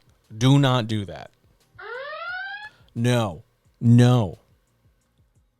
We do not query incomplete work because it's not done yet. If you're querying it, it is assumed to be complete. When you put the word complete in reference to the size of your thing, you are saying what you're going to do is go to the ATM machine. The M is the machine. You're repeating yourself. You're stating the obvious. You're using up some word space that you could use for another word somewhere in this query to help use that combination of emotion plus information to elicit a response. You don't need to say it. Don't use the word complete in that business paragraph. Can you use it in the upper thirds? Sure, because you're talking about your story. But don't tell me your book is complete. You wouldn't be querying it if it wasn't complete. Other red flag thing you do not want to do in that business paragraph? Do not make broad, desperate sounding statements about how you need this to be published. Including but not limited to, please don't reject me. I've been rejected so much. You are the 27th person I've sent this to. That's nice. It's a delightful piece of information, but it has no business being in this paragraph. It has no reason to be in the query letter. Just don't do it. Don't do it. Don't be desperate. I understand you're nervous. I understand you're tired of rejection. We're going to talk about rejection. But you don't have to go out of your way to, wring your hands and fall to your knees and make it sound like it's the end of the world. You're coming to this thing, you're coming to this query so that you can market your book, so that you can start a business relationship, so that you can get paid. Don't beg. You're better than that. Your book deserves better than that. You don't have to be desperate. Moving back up to the second third, the middle of the page. What not to do. Try your best to not cram a ton of other information that barely gets part of a sentence. You do not have to fit everything into a query. You can leave some characters out. You can leave the specifics of the point of view out. You can leave some plot points out. It's okay. K. You don't have to like, oh my God, I only have like 30 words left. I better start mentioning the 10 other characters and the 2 point of view shifts and the time shift and the car and the dog and the whatever it is. You don't have to try and cram everything at the end just because you realize that, oh, I got to start talking about the book as a product now. You don't have to. That's what the manuscript is for. It's going to be okay. Let's go up to the top. Stuff you want to try and avoid, not only in the top, but throughout the whole query. Try not to repeat yourself. And I don't just mean like, I'm not talking about repeating a sentence for emphasis. I mean making the same point in multiple ways instead of making related simultaneous or concurrent points. Like, for example, if we're going to talk about the story of 2 coal miners who become bank robbers. I just picked a thing off the top of my head. If we're going to talk about 2 bank robbing coal miners, once I establish that they're coal miners and that they've become bank robbers, I don't necessarily have to go back and remind you that they are coal miners who have become bank robbers. I can say more things about each. I can develop the things I've already talked about, but I don't have to treat it like, you've forgotten it 2 sentences ago. Try not to repeat yourself. This is usually something that happens in the first third more than the second third, because people are kind of like trying to figure out what they're going to, they're throwing everything at the wall like we talked about. So they're trying to find some way of getting a point across. So they tend to fumble and say the same thing in a couple different ways without really developing or building or moving forward. So try not to repeat yourself. Try not to sound desperate. Don't use the word complete. It's okay to talk about yourself. It's even okay, I should point out, that to say that this is your debut novel. Really, if it's your debut novel, say it's your debut novel. This is not like way back in the day when we used to go to a restaurant and it was somebody's birthday and the staff would come out and clap at you. This is not that. You're not going to get like shamed for having a debut novel. It's okay. It may, in some cases, buy you some wiggle room. It may buy you some grace, which is good. We all want that. But in other cases, it's just nice to know. It's okay to mention, hey, this is my debut novel. It's fine. All right? That is sort of the overall structure discussion. Now we're going to talk about some templates and formats and some kind of conceptual ideas. More tea first. Everybody good? Everybody still there? I haven't even looked at who's here. I want to say hi to people. Oh, that's good. Hello, everyone. It's nice to see you all. I hope you're doing well. Cool. It's good to see you. Thanks for coming. Yes, there's a chat tomorrow, by the way. We'll get there when we wrap up, but we're back in business. So let's cover templates, formats, and other structures. While no genre, how do we want to start there? Yeah, let's start with no. Let's back up a minute. We're going to start with some basic, just structure formatty stuff. It doesn't matter what tense you write your query in. Whatever tense you pick, stick with it. It sometimes helps some constructions to be written in a more active tense, present tense. But it also helps some constructions to be written in the past. Just pick a tense and stick with it. Now, I just checked my calendar. I just looked at my clock. It is no longer 1982. You do not have to write your query in character. It fell out of favor. It got annoying very quickly, especially when a lot of characters seem to be the same sort of thing. For a while, they were always stubbly abbed bad boys with a terrible tragic secret. Or they were like a brooding vampire who emerges to discover love at a bowling alley. Like they're the supernatural made mundane. And then over time in the mid to late 90s, everybody sort of became Ryan Reynolds, we're all sarcastic and cracking wise, and we're slightly sophomoric. That was sort of the end of the I write my query in first person character. You don't have to. Please don't do that. Do I think that it will eventually come back? I'm sure. Is that moment now? No. Thank God. So you don't have to write it from the position of your character, but do please pick a tense and stick with it. Third person is super useful. Present tense, fantastic. Past tense, fantastic. There's your grammar note for this. Now, let's talk about some styles. No one genre owns a particular style.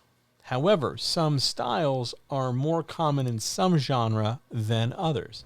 For instance, romance query letters tend to use what's called A-B structure because they feature A-B protagonists, meaning they alternate point of view. One character does a chapter, we switch over to the second character for the next chapter, and they bounce back and forth, A to B.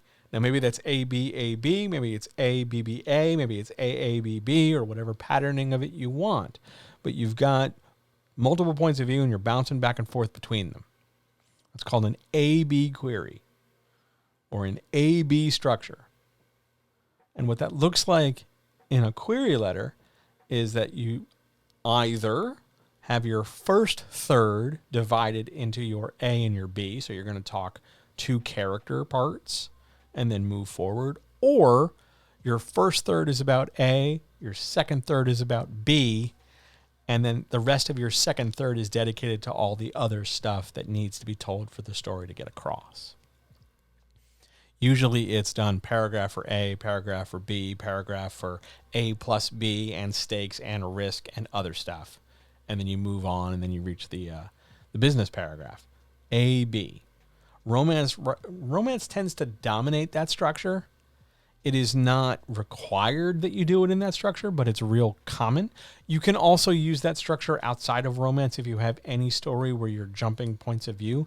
You can do it in fantasy. You can do it in science fiction. It's fine.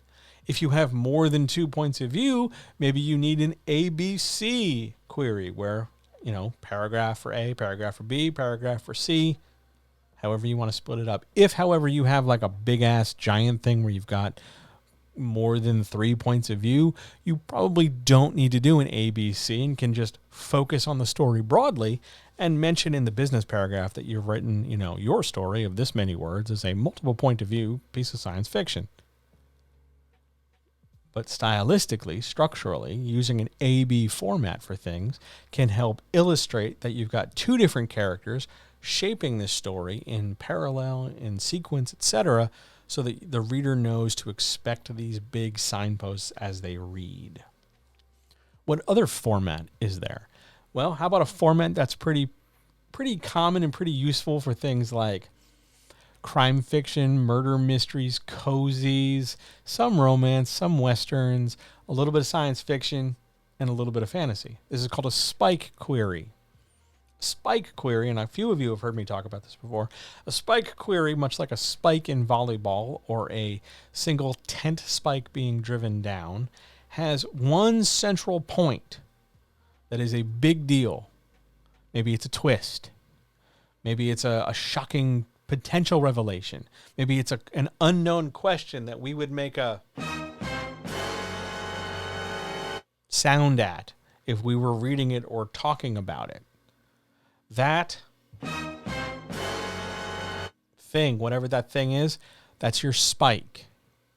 You generally want to have the spike in a spike query on its own line, literally in the structure of the query, and generally at the bottom of a section. Bottom of section 1, the transition from section 1 to 2, the bottom of 2, something like that. Can you put it elsewhere? Absolutely. It's still going to hang out on its own line because we want to really give it kind of impact. You get what I'm saying? The benefit of a spike query is that you're building to that specific point and then dropping it and then maybe walking away. Maybe it's a mic drop, or maybe it's this kind of thing where you want the reader to be thinking about it. A spike query really helpful in that regard. But maybe it's not an A/B query. Maybe it's not a spike query. Maybe we want to do something different. Maybe we want to do what's called a shell query. Now, this one's a little bit weird and visual, but bear with me. So think about a turtle shell. Maybe you're picturing what I pictured when I first learned about this, which was a turtle shell from Super Mario Brothers 3. See the shape? See the hump? Now flip it upside down. Turtle on its back. If you're going to make that shape with your hand, it's kind of a cup, right? A shell query is an upside down turtle shell. I didn't name the damn thing. It's from the 40s. In a shell query, you have lots of pieces of information similarly grouped. This structure is particularly good for your historical fiction, for your magical realism, or in stories where you have a lot of lore and maybe not a lot of character development, but it's a real dense story you've written with a lot of people doing a lot of stuff. That shell is a container that holds all this stuff together. So you're going to use a lot of smaller paragraphs and just have more of them. You're still going to have a 300 word cap, but you're going to use shorter paragraphs with a density of information and move the reader from one thing to the next, to the next, to the next, to the next, filling up that shell. Again, I didn't name the stupid thing. I would have called it a cup or a container query. But all the same, it's a useful tool when we're trying to put a focus to one set of details versus others. Let's do one more, and then we'll troubleshoot a few things. How's that? Let's do one more. How about a query that is built around a central theme? This is called a thematic query. In a thematic query, what you're doing is saying, my most important detail that I want you to be, you the reader, to be really hype and excited about is the theme. So you are going to find a way while writing this query to tie that theme not so much into every sentence, because that's inelegant and unsubtle, but you're going to try and find a different way to get each section of the story, each paragraph in the first and second third to really be some component of theme. For example, if we were going to craft a Superman query letter, just Superman broadly, not just the Richard Donner movies or something, but Superman as a query, we would look at sort of the elements that typify and create Superman. Doing the right thing, being strong, being brave, being courageous, being nigh invulnerable, being a kind god alien come down to help mankind, helping out the little guy, saving the world from bullies and evil. All good Superman stuff. Truth, justice, and freedom all the way. We would take those themes, we'd pick one or two or three or whatever, and we'd make sure that we have sections of the query dedicated to them, so that in the course of reading this section of query, plus that section of query, plus this next section of query, plus this next section of query, and so on and so forth, the overall cumulative impression the reader of the query is getting is, hey, this seems to all have a lot in common, even though it's just different stuff.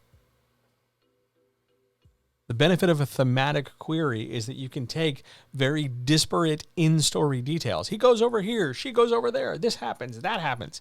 But because they're tied together through theme, you get a real chance to give a broad impression. Oh, wow, a lot happens in this book, but it all sort of feels the same way. A great example for thematic queries would be any of the feel-good movies that tend to come out around the holidays. He was an underdog doing underdog things. She was the woman who believed in him until things got bad, but then they get better. All the thematic stuff. These are the plucky kids learning how to play hockey until Emilio Estevez teaches them how to do better. Whatever.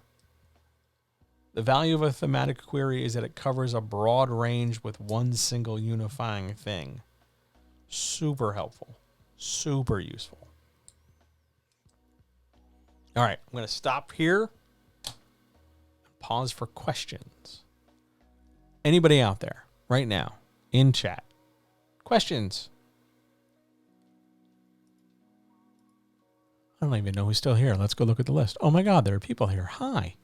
Questions, issues, comments, concerns? The next thing, the last thing we're going to talk about tonight, coming after this, we're going to troubleshoot some stuff.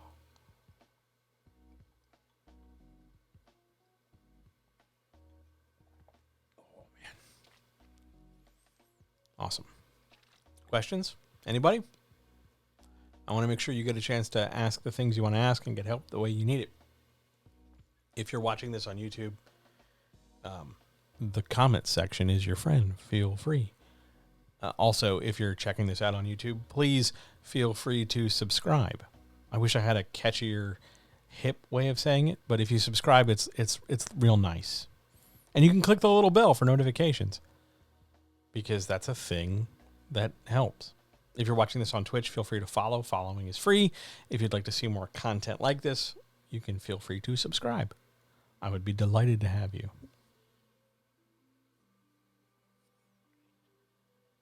All right. Let's troubleshoot some queries. Let's go take a look at common problems. There's a couple I want to talk about. First, query's too big. You've got a million things going on. I want to talk about this. I want to talk about that. I want to talk about this. I want to talk about that. How do you fix it? Well, if it's just too big in terms of like I have too many words on the page, you cut some. Remember, we have a 300 word ceiling, maybe 325, but don't try to get to 324 and call it a day. Aim to stay under 300, please. That just comes down to picking and choosing stuff. Writing is the act of making decisions. Make some tougher decisions. Next common problem. You're not really saying anything. You're listing facts. I've got this happening, that happening, then this happens, then that happens. But we have forgotten the emotion half of our equation. It was emotion plus information. And for a lot of new writers, especially nervous people who have never really queried at length before, coming up with the information is the easy part, because they can look at the story, because they know the manuscript, because they know what happens. But it's that emotion. It's presenting that stuff in a way that somebody else might like it. And part of that comes from a general lack of confidence in themselves. I don't know. I don't know if anybody's going to like it. So I'm just assuming they won't, because that's just how I feel. And that's unfortunate. And I'm sorry you're going through that. I hope you remember that you are good enough and that people around you love you and believe in you. And if no one does around you, I love you and believe in you. The important thing, though, is that when you're crafting this story, you've got to count on the better nature of people. And that emotion, you're allowed to have feelings about your work. You're allowed to say good things about it. You're allowed to think it's cool. You're allowed to write about it in ways that are cool. So if you've just got a list, a recitation of this happens, that happens, this happens, without emotion, the reader's not going to know how to process it. How should they feel? The kind of broader question is, why should they care? Which is usually the point where writers kind of get frustrated and go, well, they shouldn't care. And then they sulk off. I don't want you to do that. I want you to do better than that. So instead of going, well, they shouldn't care, I guess it sucks. It doesn't suck. It's your story. Just talk to me about it in an exciting way. Remember, this is just a movie trailer. We're going to pick and choose and edit things to some degree so that we see a certain way. You can do that. You have that ability. I'm not saying cut it out of the manuscript. Just give me a particular view in pieces. Next thing. We already talked about the hard pivot, but there's one more element in addition to the hard pivot you might want to know. That's called a jarring pivot. Jarring pivot's kind of like a subtle hard pivot. So a hard pivot, just to refresh and repeat, is the idea that we were talking about A, and then all of a sudden out of left field comes Q. We don't really know how we got there, but it's this totally other separate thing. And it's just, we just kind of feel like we forgot something. Like, what the hell happened? How did we get here? That's a hard pivot.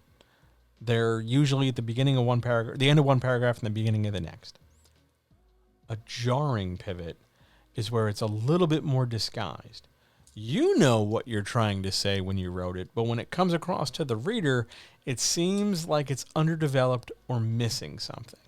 You've moved too quickly from A to B to C, and because of the brevity there, because of the lack of development, usually it's in B from A to B to C, it seems like we're missing some details. The easy fix is usually to omit B and just go from A to C, which, if you're splitting hairs, turns C into B, so you're going from A to B, or B sub 2 if you really want to get, stiff about it. But the idea here is that you're just picking and choosing different presentations, and you're not trying to throw a million things at the wall. Again, you're being deliberate about what you've chosen. Here's why I'm saying the thing I'm saying. Here's what I'm trying to get at. And I'm spending time and space with my section with these words to organize this idea. Next thing. Next common problem. You don't do enough of the business paragraph. You mentioned the title. You mentioned the genre. You mentioned the word count. And you're sort of racing out the door. This is, again, a hallmark of anxiety or nervousness with reception. I don't know how it's going to go. Let me just get out of here real quick before the walls close in on me. Usually what you do when you omit this is you're not really talking about the book as a product. You're covering the bases. You need your title. You need the word count. You need your genre. You see that all over social media and stuff. But you're uncomfortable talking about it as a product. You're uncomfortable thinking about it in dimensions beyond just the story stuff. The best thing you can do in that case is practice talking about your book as a book. Start with the themes. Start with, the audience. Who's it a good fit for? Who would like this book? And then go from there. And don't forget and don't dismiss the idea of spending a sentence or two talking about yourself. There's nothing wrong with that. I understand it might make you uncomfortable. But if you're uncomfortable now, imagine how you're going to be down the road, stepping out of the rest of your comfort zone to to have this publishing career. Even if you are a one and done, which is fine if you are. There's nothing wrong with that. You're still at some point going to market and talk about this book. Somebody's going to ask you some questions. You're going to probably want to sell a couple copies and make some money. So you're probably going to have to step out of that sort of, held back, I guess would be the word, wallflower view. And you're going to have to kind of talk about yourself a little. People are going to be curious, and that's okay. It's not the end of the world. You just got to practice it. To practice it, talk to other people. It's not automatically arrogant. Just tell them you want to practice. Straightforward. I want to wrap up tonight with sort of the thing that goes hand in hand with query letters. The thing that usually, at some point, freaks a lot of people out and is often enough to get people to not traditionally publish. And that's rejection. Because when I talk about query letters and I talk about how to do them, everybody, I usually get between 1 and 4 questions at a time about well, what do I do with a rejection letter? How do I not get rejected? I don't know. I get rejected all goddamn time, every day. Rejection is just part of this business. Even if you self-publish to avoid some of these things we've talked about, there's still a rejection involved, and that just means you're just not converting possible consumers into purchasers, or your reviews aren't so great. Rejection is just a part of this business because you're producing art, and art generates opinion and is born from opinion and born from subjectivity. So rejection is just part of this, and it's not easy to hear sometimes. Sometimes you don't care. Sometimes it's, some jerk who cuts you off on the road and I go, whatever, we don't give a shit about what they're thinking. But other times, especially when you've worked really hard on this book, that first couple batch of rejection letters is hard because it seems like they're rejecting you, especially if those rejections don't come with a lot of notes. And it's just, hey, this isn't for us. Thanks so much for trying. We're passing it this time. Or whatever stiff, canned, it is literally a text file that they download from a Dropbox folder. or it comes with a WordPress theme. It's just a stock statement. When you don't get any sort of personalization, when you don't get any sort of notes as to what worked and what didn't, it can feel very alienating. It can feel like you're trying to get the attention of an absent parent because you're just trying so hard for somebody to recognize that you've done good work. And it's not easy. So that's why I make a point of saying, we on the other side of publishing, those of us who don't make the decision as to how hard you've worked, whether or not your work is good enough, I see you. Other freelancers see you. Your cover artist sees you. We get it. We know how hard it is to do this. You're doing great. Please don't give up. Rejection is part of this business. There are things you can do to mitigate some of that rejection. You can produce higher quality work. You can produce work more frequently or less frequently. You can flat out just not give a shit about reviews. You can roll it out there and sort of walk away. There's loads of different things you can do, but they all come with different costs or different benefits. And that's a decision you get to make, not in the discussion of query letters. But if you query, you will face rejection. How much rejection is not related to how good or not your query is. It just refers to the number of times you query. Because you could write one query and send it out to 10 people, and all 10 people reject it. And you could not change the query and send it as is to an 11th, and they could say yes. Because everybody's different. Because we're all trying to, at least in the traditional publishing vein of things, we're all trying to look at subjective art and figure out a way to make it objectively profitable. Does this idea, does this vision, does this specific thing appear like a thing that I can sell? That's the question of traditional publishing. If you are still thinking about this in terms of, well, is it a good book or not? That's the veneer we sell. That's the veneer we want you to buy into to mitigate the fact that people are going to say, no, this isn't for me, try again. When you get rejected, whether it's a form rejection letter that says nothing or whether it's a personalized handwritten thing about like, hey, check this out, try this, fix this, do that. What they're rejecting is not the manuscript. Because if the query doesn't work for them, especially when it's a form rejection letter and you just kind of get like a, nope, not for us. They haven't read the manuscript. A bad query, a poorly written query, a query that does not engage, a query that does not use emotion plus information to elicit a response, a query that just kind of sits there. A bad query means the manuscript won't even get looked at because the assumption will be made that if the query is this bad, the manuscript must be that bad. It may not be true, but that's the assumption being made because the people doing these readings have quotas and rules and hurries and meetings and businesses and pressures and all this stuff they have to do. So you might not be getting a fair shake here. But do not assume that they're rejecting you as a person and saying you should not exist, or that you need to hurl your keyboard into the river, because they're not. They're just saying, this query, this presentation of ideas designed to elicit a response did not get a response from me. Try again. When you get rejected, the first thing to look at is the query letter. Do not immediately dive into the manuscript thinking that that's the problem. You don't have enough evidence to make that conclusion. Just don't worry about it. Instead, focus on the query letter. Work that first.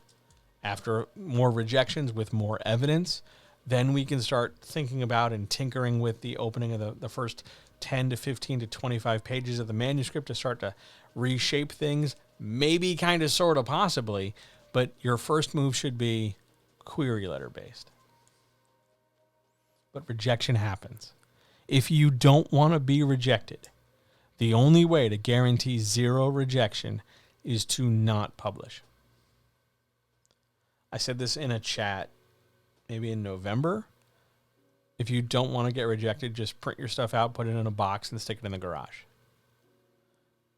Technically, it will be published in the sense that you made it, instead of a solely digital thing, you transformed it into a different medium. You've printed it out, and now it's physical, but no one has to see it.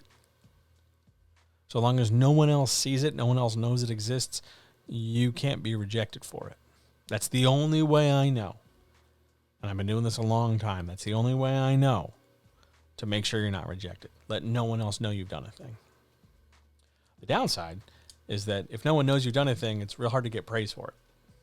Whether that's praise as payment, or praise as a sense of legitimacy, or praise as glad tidings, or whatever. You got to know that rejection is part of this business. The format I've given you over the last 2 hours should help structure some of this stuff.